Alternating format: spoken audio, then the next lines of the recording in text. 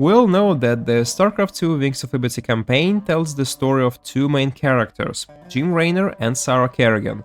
But what if I told you that the real protagonist of the story is actually Tychus Findlay?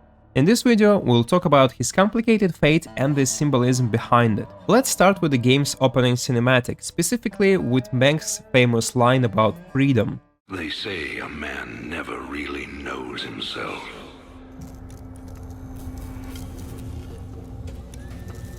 Until his freedom's been taken away. The game's title, Wings of Liberty, is no coincidence. Tychus' entire story arc is about that very idea. He is released from one prison only to end up in another, a literal suit of armor that he cannot take off. If he tries, the system shuts down his vital organs, killing him instantly. The next time we see Tychus, he is in a bar with Jim Raynor, and the game never really explains their connection. I think it's a big problem because without this knowledge, it's really hard to make all the connections that we need for this video. So, to put it simply, they used to be best friends. They spent their days hanging out in bars and also committing crimes together, mostly armed robberies, everything from trains to banks. And during one of these heists, Tychus sacrificed himself to cover Raynor's escape, holding off the police forces. Eventually, he was arrested and sentenced to death, but the execution was commuted to life in cryogenic stasis. From the very first moments, there is tension between the two old friends. Why is Tychus wearing a marine suit all the time? At first, Tychus lies and says he escaped during a prisoner transfer, but later though, he admits the truth. He owes a debt to the Mobius Foundation, who hired him to recover powerful alien artifacts in exchange for his freedom. Or at least he says so. So Tychus helps Raynor make money by stealing these artifacts and slowly becomes part of the crew. For him, this is his second life, or maybe more accurately, a borrowed one. He's reliving the glory days, sharing victories with raiders and joining in on their crazy adventures and just having a good time. But at the very same moment, I think there is a dark cloud constantly haunting him, the thought of his fate and the inevitable day of reckoning. Even though we never really hear that from Tychus himself, there are lots of hidden signs and hints. The most obvious one is a dialogue with Tosh. Very good. You think clearly despite your hate for him. Course his patience has got limits too. Tread careful, Mr. Raynor. Someone on this ship is already working for Mengsk. I can feel it. Of course, not everyone on this ship trusts and respects Tychus. Matt Horner catches him hacking into the ship's database and watching video logs of Kerrigan, and that's a clear hint that he is secretly working towards his true objective. Because of his years in prison, Tychus doesn't know about the romantic connection between Jim and Sarah, which only makes things more complicated. Well, it matters to Jim. They were close once. Wait a minute.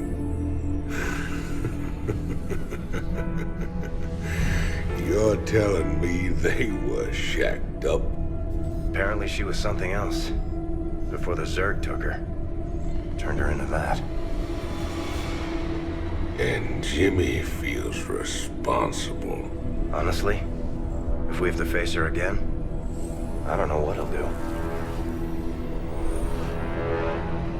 Woman like that, there's only one thing to do.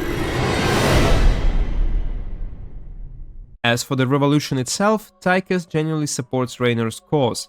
I think he believes that they are fighting for something good. However, there is a stark contrast between Tychus and Jim. Tychus missed the whole character development of Jim during those 9 years he spent in prison. He used to know him as an outlaw, but now he learns that Jimmy has changed since those times. While Tychus cares more about himself and self-preservation, Jim often tries to help everyone around him, often putting his life and his crew at risk. While Tychus often disagrees with this approach, I think deep down he respected that quite a lot, and that's why he is quite eager to take part in the majority of Raynor's adventures. Later, he even happily steals Odin, causing chaos on Dominion worlds, and that's probably the peak of his happiness and momentum in the whole campaign. But everything turns upside down when Raynor's battlecruiser encounters the Dominion fleet and Mengsk's flagship. Raynor loads a single bullet into his revolver, a bullet obviously meant for Mengsk. That's an important detail and we'll come back to it soon. Tychus and Raynor storm the ship together trying to capture the Emperor, but instead they find Prince Valerian Mengsk, the true owner of the Möbius Foundation. He reveals the real purpose behind the artifacts and their connection to Kerrigan. For Tychus, this is the turning point. He realizes that his deal with the devil is reaching its logical conclusion, and soon he'll have to make an impossible choice. Deep down though, I think Tychus already knows he's doomed. Even if he fulfills Mengsk's order, there's just no way the Emperor will let him live. He'll simply eliminate this witness. And that's why the next bar scene is so interesting to analyze. After Raynor and Valerian agree to do joint operation on Char, Tychus gets drunk in the bar and starts telling Rory Swan that Raynor is just a coward. You can't trust that drunk. Jim Raynor's nothing but a spineless coward. You've been nothing but poison since you got on this crate.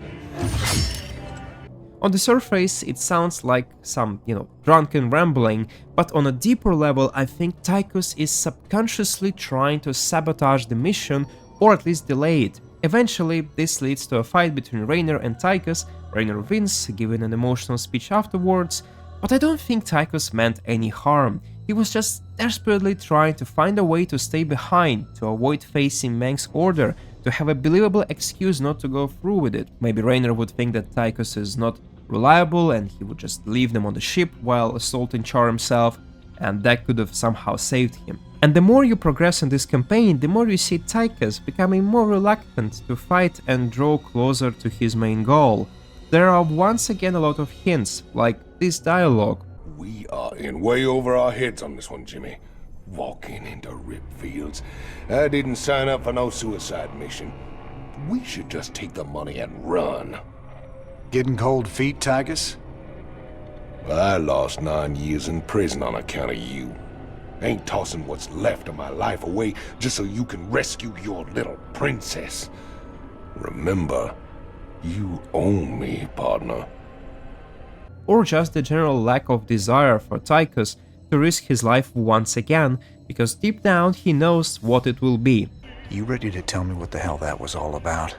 Man, these last few weeks, helping you fight the good fight, I finally got a taste of what real freedom is.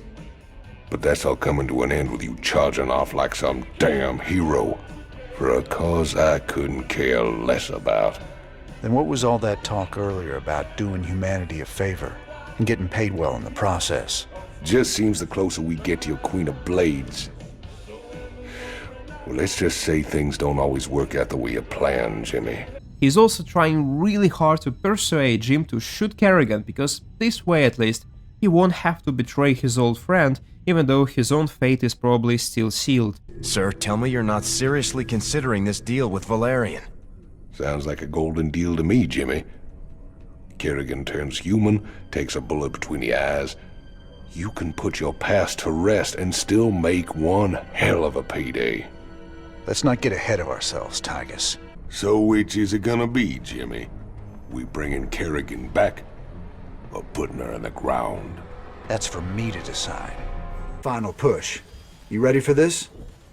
That I am, partner. Hell, we're gonna be the guys that kill the Queen of Blades. Genuine heroes. Old Mengsk might even give you a pardon. Get one thing straight, Tychus. If Valerian's right, and this artifact can turn Kerrigan human again, I'm taking her away from this place. You hear what I'm saying? I hear you, Jimmy. And I know you want to believe she can come back. But after all the misery she's caused, well, let's just say some folks don't deserve second chances. I'll be the judge of that. And finally, after a series of missions on Char, we reach the final scene. Let's watch it in full and then break it down shot by shot.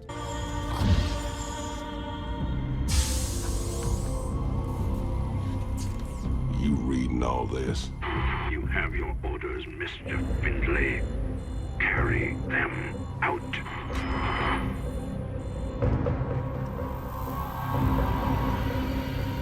Tychus, what have you done? I made a deal with the devil, Jimmy. She dies. I go free.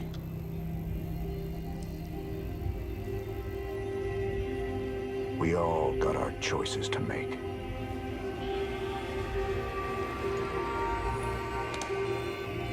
Damn shame.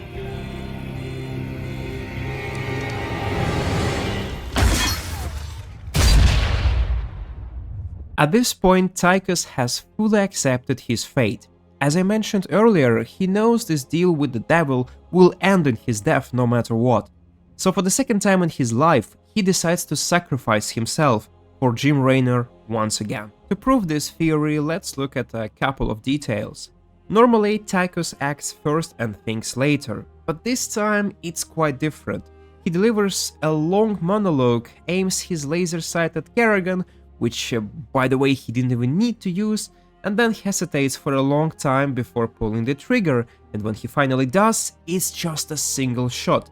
Not a burst, not a spray. He never wanted to kill Kerrigan or hurt Jim, and in that moment he chose to die at the hands of his best friend rather than live under the control of his master. Wings of Liberty, it's a phrase that perfectly captures Tychus's entire journey in this campaign. For a short while, he truly had wings. He could fly again, reliving the thrill of adventure and the heat of battle, his younger days. But the weight of his prison, of his suit, was always pulling him down, and one day he was bound to fall. Wings are a powerful metaphor. Birds soaring through the sky represent the human soul ascending to heaven, maybe even angel wings, who knows. And in a way, Tychus's final act was deeply Christian.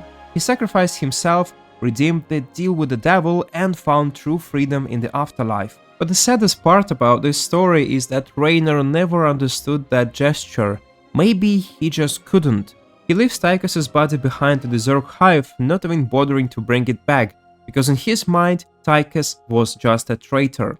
There is even a references to this in Heroes of the Storm. Tychus? What happened to you? Yeah, betrayed me then, too. What's even more tragic is that Raynor never tried to help Tychus. For Kerrigan, he is ready to fight till the very end, because deep down he believes that there is still something human left in Sarah, something worth saving. But when it comes to Tychus, that question never even comes up. He actually discussed that with Matt Horner a few times, and Matt Horner actually figured out that the suit sends signals somewhere, presumably to the minion, and that this suit is a death trap, but they just don't do anything about that. Was it a plot oversight, or just Raynor's cold indifference? I don't know. The only thing I can say about that is... Damn shame. And of course there is this obvious question, why couldn't Raynor or Tychus remove that damn suit? Surely with all their experience they could have found help somewhere in the galaxy. Well, they have Rory Swan on the ship, who is a brilliant mechanic, they also have Orlan, who is a very good hacker, but for some reason they just never bother with it. I have two theories. The first one is very blatant and obvious. Tychus's body had already become extremely dependent on the armor, and only some highly skilled surgeons could have saved him. But my second theory is quite depressing. I think Tychus was simply ashamed of having made a deal with the devil. He wanted to spend his final days with dignity, hiding his secret sin, just not distracting Raynor and the others from their greater cause, the revolution. And that's all from me. What do you think about Tychus Findlay? Do you think this is a believable theory or no? Share your thoughts in the comments and check out our other videos about StarCraft 2 on this channel. Thanks for watching and see you next time.